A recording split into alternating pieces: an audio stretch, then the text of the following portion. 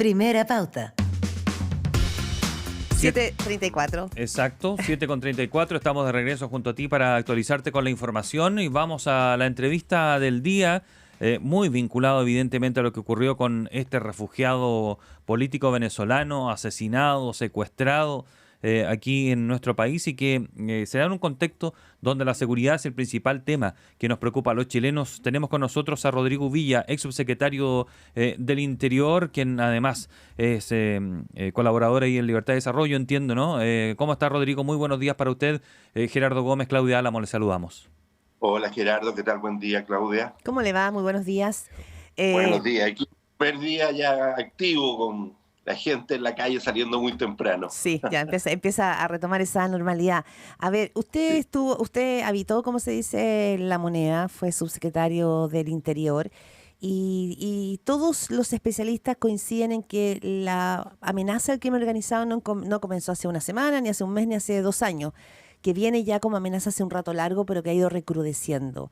La situación, lo que hemos conocido, brutal, del exteniente Ronald Ojeda, ¿no? Y lo que fue este secuestro y su asesinato, a su juicio, devela un nuevo momento de lo que se podría llamar el crimen organizado o la amenaza de la violencia en la agenda de seguridad en Chile. ¿Esto abre una nueva etapa?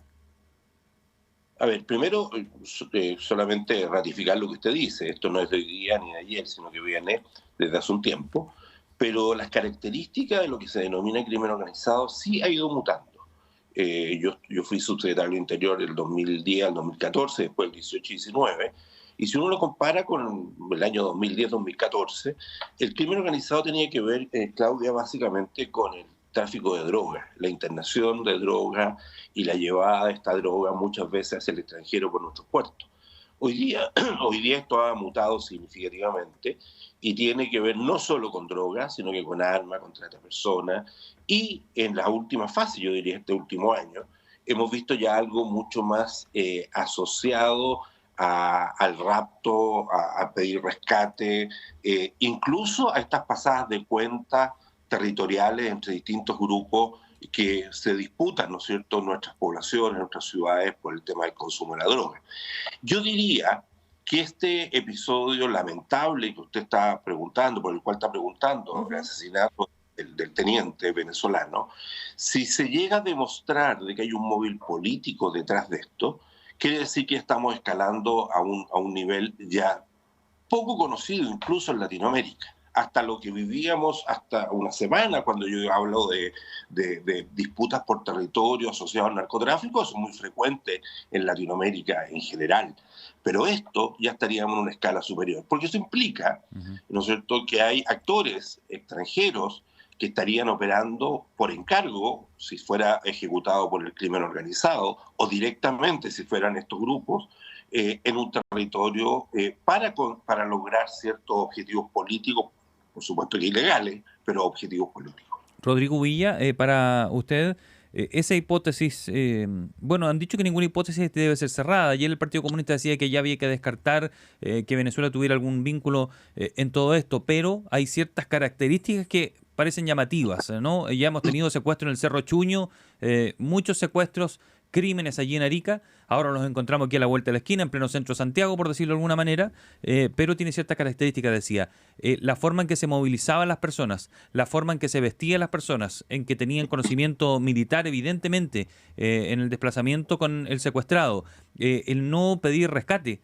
el destruir el teléfono de la víctima, el no, lo que se sabe es que no le habrían ni siquiera disparado para no dejar ese tipo de vestigios. ¿Para usted es una hipótesis que hay que mantenerla abierta? Absolutamente, porque yo diría que hay 2 elementos esenciales. El primero, que no se pida rescate. En todos los otros casos que hemos visto, Cerro Chuño, como usted decía, Gerardo, y otros, siempre hay dinero entre medio, porque, como decía yo, se disputa un territorio, por lo cual quiere que el otro salga de ahí para poder lucrar con la droga, o definitivamente porque se le pide dinero a la familia. Hemos tenido casos en Antofagasta, en el norte y en la zona central también, en manos de gente extranjera, pero también en manos de delincuentes nacionales. Este caso no responde a nada de eso, y la operación es súper, del punto de vista perfecta, desde el punto de vista quirúrgico. es decir, como limpia de principio a fin. Y además hay una cosa que es importante destacar, Gerardo. Sí, en Fuentes Abiertas, el diario El Mostrador, hace unos días atrás, hace una recopilación de datos de Fuentes Abiertas, y el 22 de enero, es decir, el mes pasado, a fines del mes antepasado, sale en los documentos oficiales, ¿no es cierto?, del Organismo de Seguridad de Venezuela, una declaración, entre otras cosas, donde dice que se identifica al teniente Ojeda como parte de un grupo junto a la CIA, a la DEA y a otros organismos de inteligencia internacional que querían desestabilizar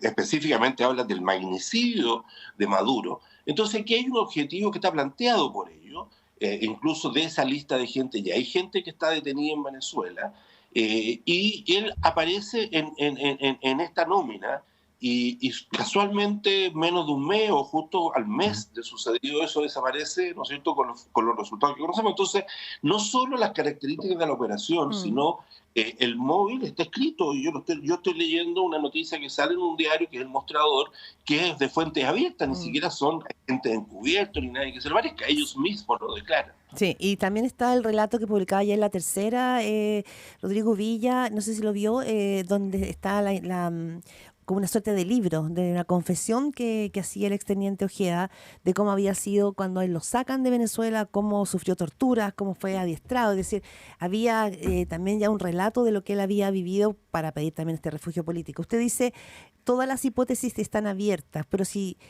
finalmente la hipótesis, porque también el fiscal Barro hablaba de que esto más bien se descartaba la hipótesis política y era más bien crimen organizado, ¿de qué estaríamos hablando? Porque como usted lo dice, esto se diferencia porque no hay petición de rescate económico, pero también porque es una figura que está con un asilo político refugiado en Chile.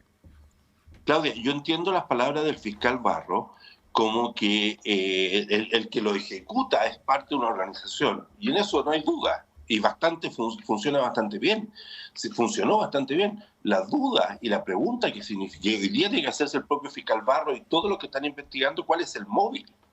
¿Ya? El móvil es los que nos interesa saber hoy día. ¿Es un móvil político, de alguna manera digitado desde el extranjero, con grupos de inteligencia que se asocian con el crimen organizado? ¿O solamente un móvil económico de otro tipo, una venganza?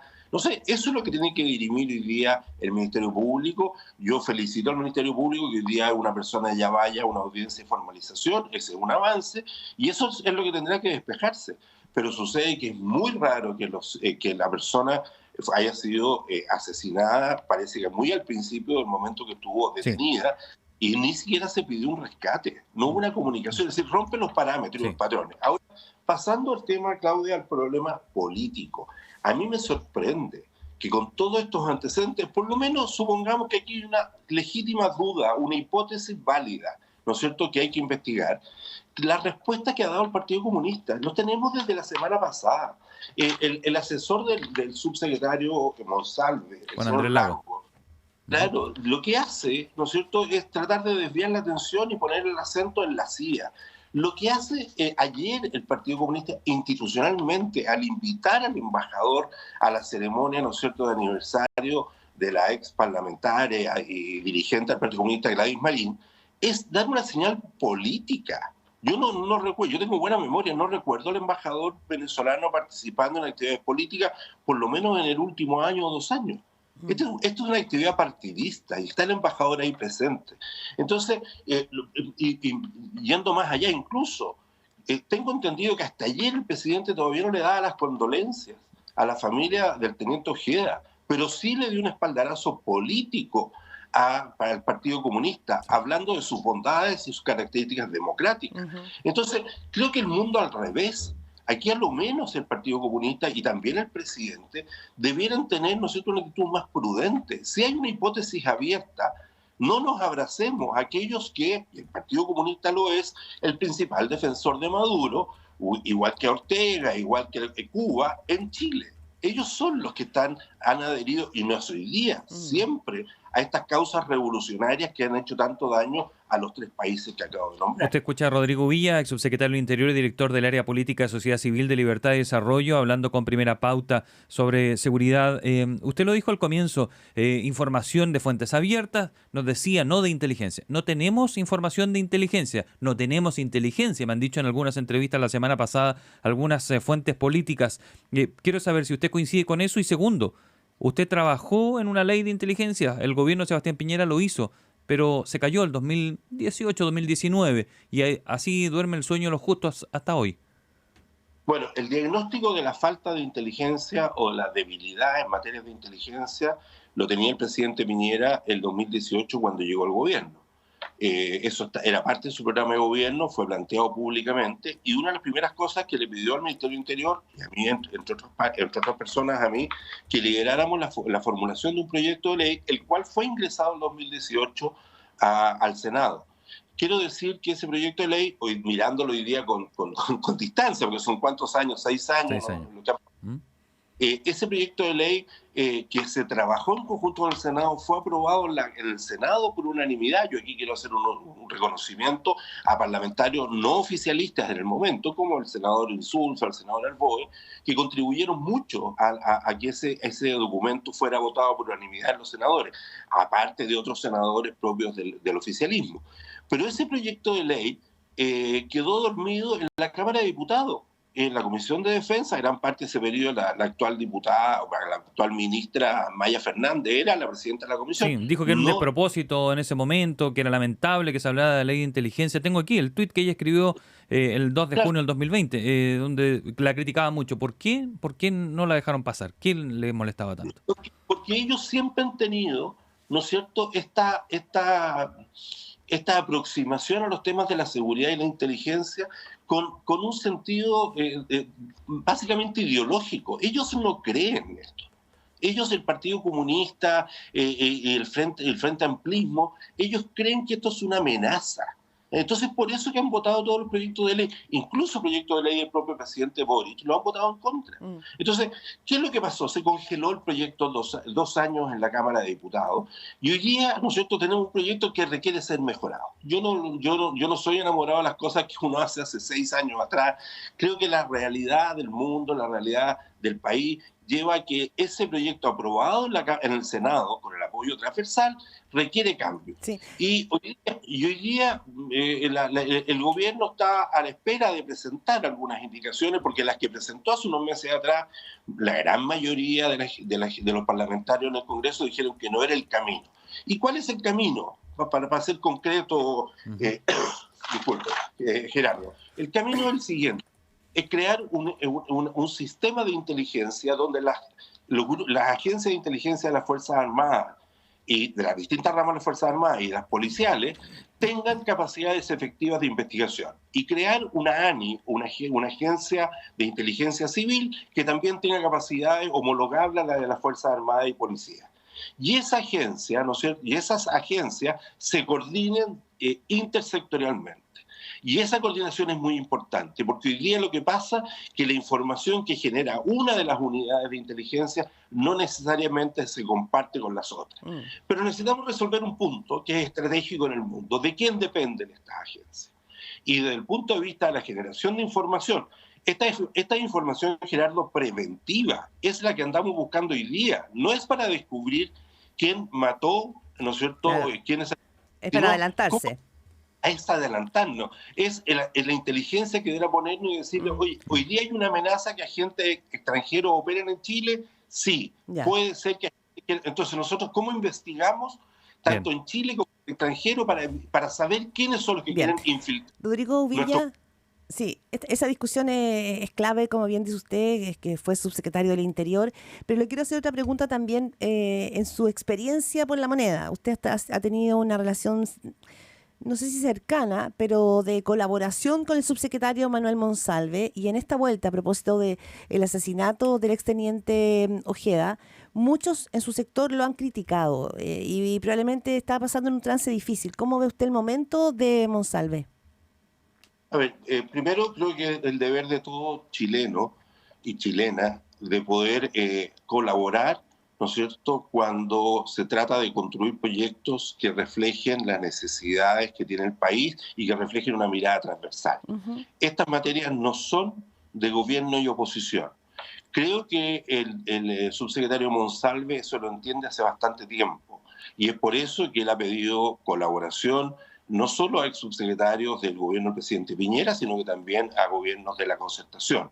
Y uno, como ex autoridad, no se puede negar. Una cosa es colaborar con ideas y otra cosa es ser parte de un gobierno. Yo siento una diferencia ideológica relevante con el gobierno del presidente Boric, pero creo que ideas que uno, o experiencias que uno ha tenido pueden contribuir a sacar un buen proyecto de ley, en este caso de inteligencia. Siempre para que el Congreso sea el que resuelva. Esto no puede ser una cocina cerrada, sino que el Congreso son los diputados y los senadores los que deben resolver. Dicho eso, yo creo que el subsecretario Monsalve ha tenido aciertos en su gestión y cada vez que los ha tenido, la oposición le ha reconocido su trabajo. Es uno de los subsecretarios y tal vez de las autoridades ministeriales que más trabajo en terreno tiene, que ha estado dando la cara al frente, ¿no es cierto?, de los grandes problemas de seguridad y emergencias cuando suceden, pero creo que también que tiene debilidades. No sé si son debilidades propias o debilidades que arrastra el gobierno. Ya, y en este caso... En este sentido, yo creo que falta una posición más clara del gobierno respecto a materias del caso que estábamos analizando, del teniente Ojeda. Definiciones claras en términos de ser consecuente con lo que ellos mismos han dicho, Claudia. Es decir, si hay hipótesis abierta, entonces no descarten. La primera reacción el día viernes fue descartar la existencia de alguna motivación política y hablarlo inmediatamente de crimen organizado. Creo que eso tiende a confundir, tiende definitivamente a vislumbrar, ¿no es cierto?, que hay una suerte de mirar una parte de la realidad y no toda la realidad. Finalmente, respecto al subsecretario Monsalve y el acuerdo que firmó en Venezuela, yo no conozco el texto definitivo. La respuesta que dio el propio subsecretario era que todavía no entraba a operar. También me parece bien que no haya entrado a operar, pero lo importante, ese texto establece, ¿no es cierto?, excepciones. A mí me tocó tramitar el texto de acuerdo por la visa waiver con Estados Unidos. Y Chile, imagínense la importancia de ese momento, es decir, con la Cancillería, no solamente el Interior, sino que la Cancillería e Interior vimos el contenido y uno tenía los espacios para manifestar, ¿no es cierto?, dudas, aprehensiones y limitaciones.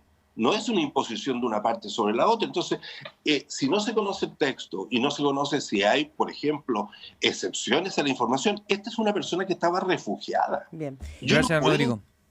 Ajá, okay. Disculpe, el tiempo no pisó los talones. Y podríamos haber seguido conversando toda la mañana con usted. Disculpa, No, es muy entretenido escucharlo y le agradecemos su disposición, por supuesto, a esta hora de la mañana, una semana